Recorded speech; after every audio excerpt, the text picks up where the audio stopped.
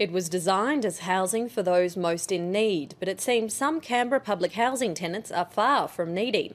It's emerged that a few are earning as much as $230,000 a year. Now, as it struggles to reduce the waiting list, the ACT government has pledged to take action, with some of the highest earning tenants set to get their marching orders. Charities say while it's a step in the right direction, much more needs to be done. A job in Canberra used to mean a government house. That party's long been over, but it seems there are still a few hanging on until the last gasp.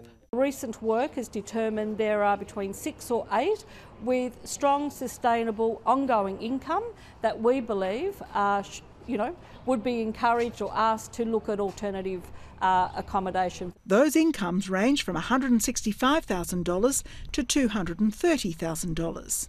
And there are many more households in the firing line with incomes well above the family income threshold of $785 a week. We know that there isn't one easy thing that will solve all of the issues around public housing, but we'd commend the government on taking this step. There are now more than 1,800 people on Canberra's housing list. The most critical cases wait more than 100 days for accommodation, and high-need cases wait more than 500 days.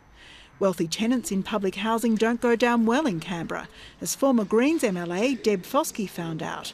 She made news in 2005 when it was revealed she was a public housing tenant.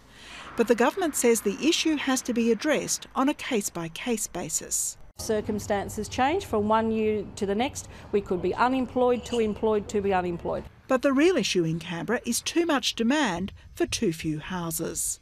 We need to be able to build or buy more housing. And at the same stage, there needs to be a range of flexible ways of helping people into affordable housing. Tenants deemed to be too rich to live in public housing will get 26 weeks' notice, with some expected to move and others to buy the homes they've occupied for decades. Elizabeth Byrne, ABC News, Canberra.